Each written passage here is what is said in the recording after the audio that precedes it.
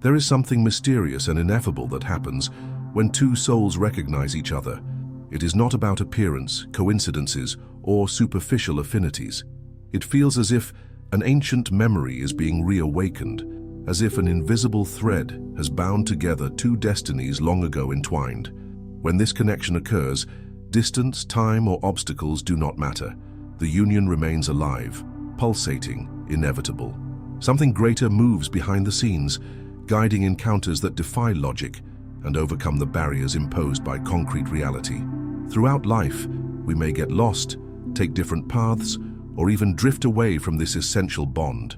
But the truth is that when two souls are truly connected, no abyss is deep enough, no absence is long enough, and no force is capable of preventing their reunion. If you believe that true connections resist time and destiny, write in the comments, "Nothing can separate what is true." Also, don't forget to like the video, subscribe to the channel, and leave your support in the comments. This strengthens this space of awareness and allows us to keep sharing content like this. Within Carl Jung's analytical psychology, deep connections between two souls are not mere emotional coincidences. They are manifestations of the collective unconscious, archetypal forces that operate beyond individual awareness and act as invisible bridges between beings. When two people feel that there is something more in their bond, Jung would explain it as an encounter with an archetype, the activation of universal images and symbols that live within everyone's unconscious. The idea of projection is central to this process. We project onto others what we have not yet recognized in ourselves, hidden desires, fears, aspects of our shadow. But when the connection is authentic, this mirror game reveals something deeper, an opportunity for self-knowledge. The other ceases to be merely an object of idealization and becomes a mirror of the soul. This is the journey toward individuation, the central process of Jungian psychology, where a human being becomes who they truly are, integrating light and shadow, conscious and unconscious. In the context of deep relationships, anima and animus also manifest, the feminine and masculine aspects that live in every human being. When two souls truly connect, these inner poles are activated. The encounter is not just physical or emotional, but symbolic. The other embodies what we lack and vice versa. This integration awakens what Jung called psychic wholeness. Thus, a true soul connection is a phenomenon that goes beyond romance or affinity. From the Jungian perspective, it is a call to inner transformation. It is not the other who completes us, but the relationship that propels us back to the center of the self. And by its archetypal nature, such a bond cannot be severed by external forces. Some encounters possess such intense, silent, and overwhelming power that they cannot be explained merely by logic or chance. It is as if there were an invisible orchestra conducting the exact moment when two souls cross paths, even if the world around them remains unaware of the depth of that instant. Jung invites us to view these encounters through the lens of the collective unconscious, where archetypal forces shape our most significant and inexplicable experiences. In this sense, a true meeting between two souls is a form of psychic alchemy, a process of profound transformation that occurs not only on the emotional plane but also on the spiritual. When two people meet and feel that instant, inexplicable connection, they are being moved by something that transcends the ego. The ego seeks security, control, familiarity. The soul recognizes what is eternal, symbolic, and transformative. Within this recognition lies the awakening of a memory that does not belong to individual history, but to something greater, an ancestral remembrance, a shared personal myth, a synchronicity that unites paths that would otherwise never cross. Jung would call this an archetypal manifestation, and it is precisely on this symbolic ground that the most transformative encounters take place.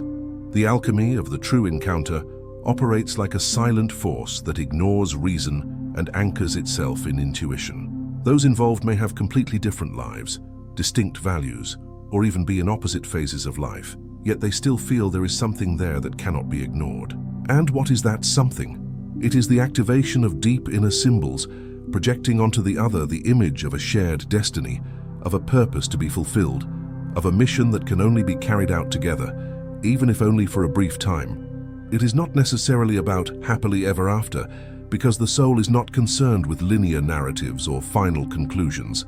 The soul seeks expansion, growth, integration. That is precisely why these encounters feel predestined. They emerge when we are ready, even unconsciously, for transformation. The other arrives as both mirror and portal. What happens between these two souls may appear to the world as mere passion, an intense friendship, or an improbable relationship. Yet in the invisible field of the unconscious, it is a true initiation ritual. It is common for these encounters to occur in moments of crisis, rupture, or deep inner questioning. This is no accident. Jung said the unconscious acts in a compensatory way. When the ego is weak or disoriented, the unconscious manifests more intensely, trying to restore psychic balance. In that moment, a soul appears. And it does not arrive simply to comfort, though it may, but to summon. The other soul calls us to move from where we are, to break the ego's defenses, to shed social masks. The true encounter transforms because it forces us to look inward with depth. But why does it feel predestined? Because the soul recognizes before the mind does. It is not a rational decision, nor the result of a logical analysis of compatibilities. It is a silent knowing, a certainty rising from the depths of being. The soul's language is not made of words, but of symbols, dreams, and synchronicities. Everything seems to conspire for that encounter to happen. Improbable circumstances align, small coincidences accumulate until they become undeniable signs. This is what Jung called synchronicity, the manifestation of meaningful coincidences. Therefore, when we feel a connection is predestined, it is because it touches a deeper plane of our psyche. The other awakens forgotten parts of us, activates old wounds, but also reveals hidden potentials. The alchemy occurs because in the heat of the encounter, unconscious elements are brought to the surface, blended, dissolved, and reconstituted in a new way of being. A true relationship in this sense is not a place of comfort but of transmutation. That is why some connections endure time, separation, and silence. They do not belong only to the personal history of those involved, but to a greater narrative, where souls, in their search for wholeness, recognize each other as part of the same evolutionary path. When this happens, no force in the world can prevent the reunion. The alchemy has already begun, and once initiated, it cannot be undone. Every deep relationship is a mirror. While we often see in the other what we idealize or admire, the truth is that behind every fascination lies a forgotten part of ourselves trying to surface. Carl Jung taught that we project onto others both what we reject and what we desire to be. He called this process projection, a psychic mechanism in which unconscious aspects are cast onto the other, like a screen where our inner images are reflected without filter. When we feel we have met someone with whom we share an inexplicable connection, it is often because that person activates unintegrated psychic content within us. This can be as much a source of enchantment as of conflict. We see in the other what is hidden in ourselves, parts we have repressed, wounds left unhealed, dreams left unlived. The other then carries a weight that does not belong to them, becoming a symbol of what we must recognize in our own psyche. At this point enters the concept of the shadow. For Jung, the shadow represents everything excluded from consciousness, instincts, emotions, impulses, but also neglected talents and strengths. It is not necessarily negative, but it is unknown, and everything unknown tends to be projected.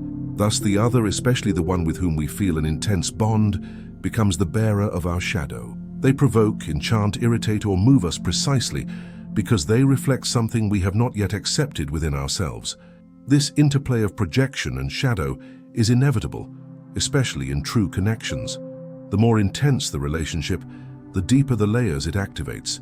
At first, we may feel overwhelmed by a sense of completeness, as if we had finally found our other half. But in time, differences appear, conflicts arise, and we begin to see in the other what unsettles us.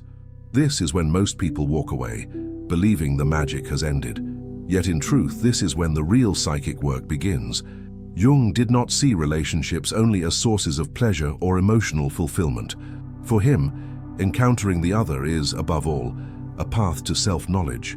When we bear to face our projections and recognize that what we admire or detest in the other has roots in our own psyche, we take a fundamental step in the individuation process.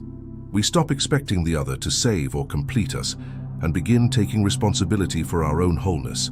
Awareness of projection does not eliminate the bond, but makes it more authentic. Instead of loving an idealized image, we begin to love the other as they are, human, imperfect, a mirror. In doing so, we also draw nearer to our own essence.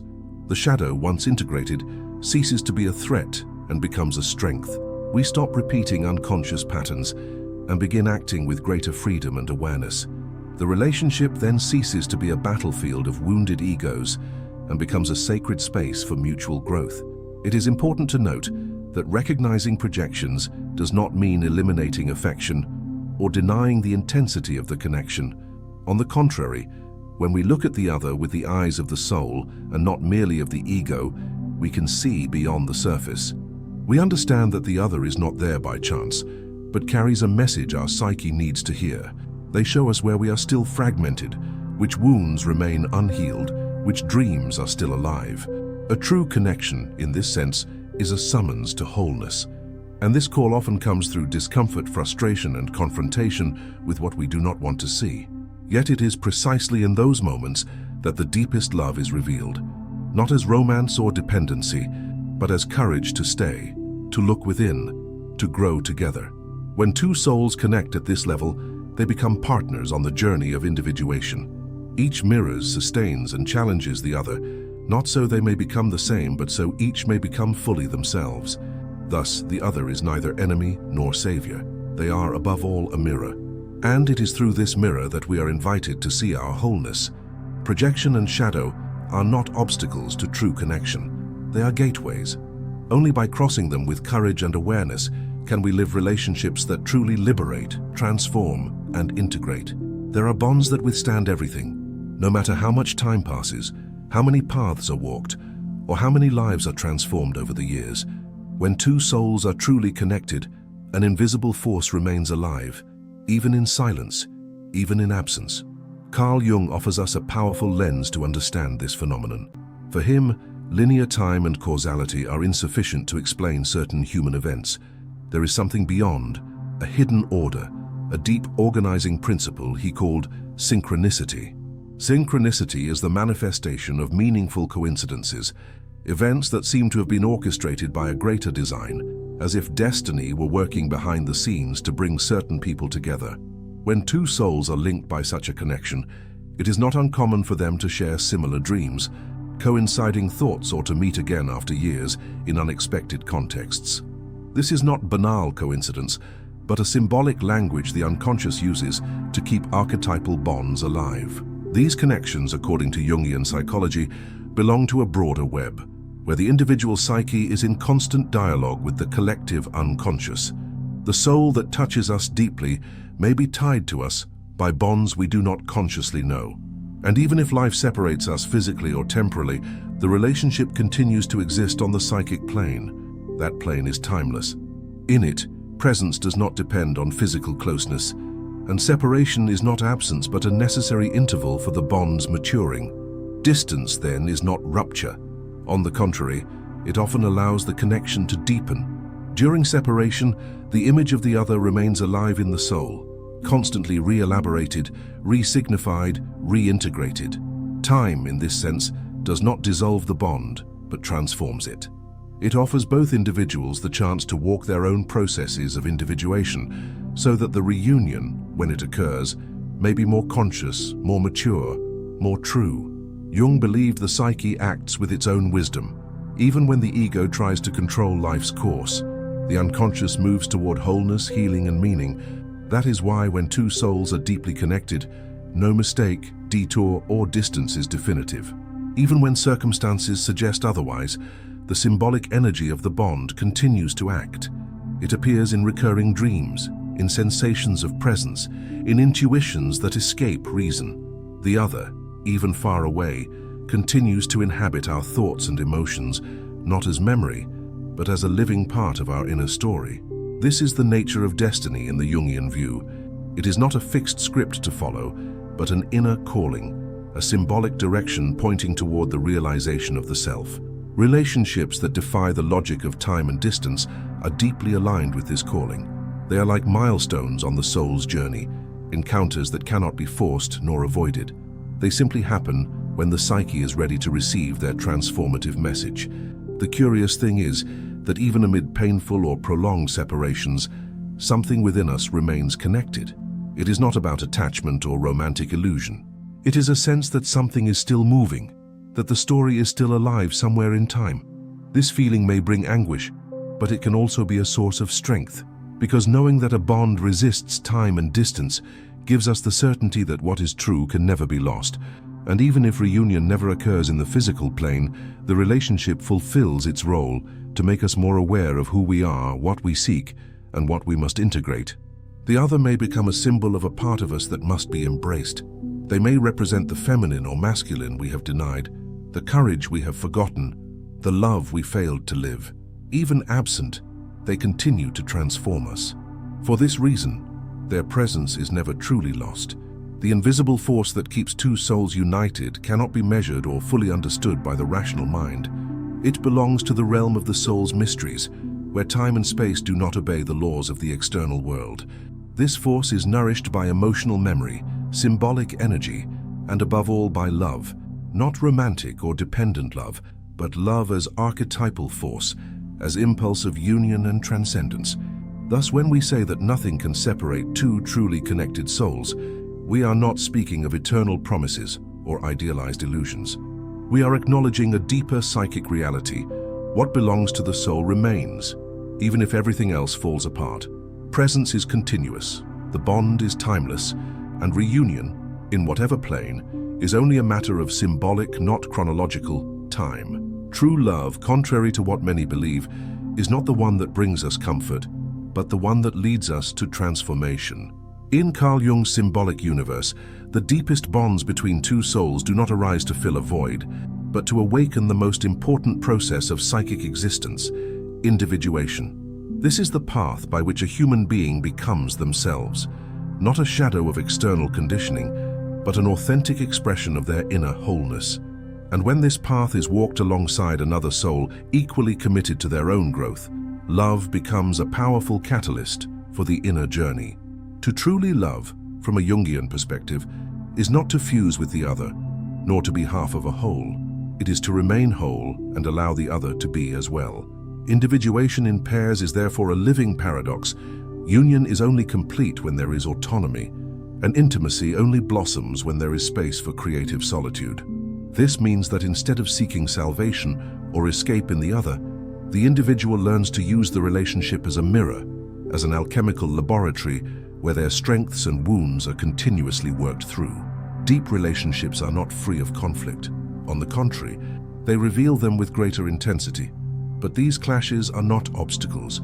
They are raw material for psychic transformation. The partner, by mirroring our shadows, fears, and hidden desires, gives us the chance to confront what we would avoid on our own. When both accept this symbolic dance, where light and shadow intertwine, something sacred happens. Conscious love is born, the kind that does not idealize or imprison, but liberates and expands. Individuation in pairs requires emotional maturity and spiritual courage. It means accepting that the other did not come to complete us, but to challenge us to become whole.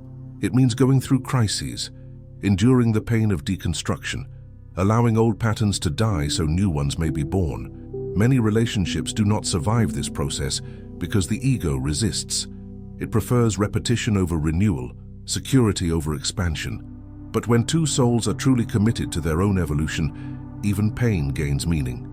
In this kind of love, the presence of the other is like a flame illuminating forgotten parts of the self. It is not about watching or molding the other to our ideal, but about offering them a space where they can fully be themselves, even if that confronts us. Love ceases to be a quest for control and becomes an invitation to inner freedom. And this freedom is not selfish, it is generous. For one who is whole can love without fear of loss, give without demanding possession, walk together without suffocating. Jung saw relationships as instruments of individuation. He believed the self, the regulating center of the psyche, often uses the most intense bonds to guide the individual back to their essence. The other thus becomes a symbol, not merely a concrete person, but a living representation of what we need to integrate. Sometimes this symbol takes the form of the animus or anima, activating in us repressed aspects of the masculine or feminine. At other times, it appears as a mirror of the shadow, revealing what we deny being. In all cases, the relationship is the road along which we travel toward our true self. Individuation in pairs does not mean the paths will always be parallel. In many cases, separation, silence, or even temporary or definitive ruptures will be necessary. Yet even then, the process continues. True connection does not depend on the physical continuity of the bond, but on the intensity with which it has transformed the soul. And once that transformation occurs, neither is ever the same. Something has been touched, revealed, reconfigured, and it remains even if the paths diverge. The most beautiful part of this journey is that love, when lived consciously, does not become prison or dependency. It becomes impulse, an inner fire that drives us toward the realization of our deepest potential. And even if that realization takes place far from the other, it was made possible because, at some point, that soul crossed our path and awakened something within us that had been asleep. Love as a catalyst for individuation is therefore one of the most sacred experiences of human existence. It forces us to leave the surface, to dive into the depths of the self, to confront our abysses, and to emerge with a new vision of who we are. When two souls accept this calling, when they walk together not to merge but to support each other in becoming whole, then love fulfills its archetypal function, to transform, to liberate, to awaken. Some connections cannot be explained, only felt. They are encounters that mark the soul, open inner portals, and initiate processes of transformation that would never be possible in complete solitude.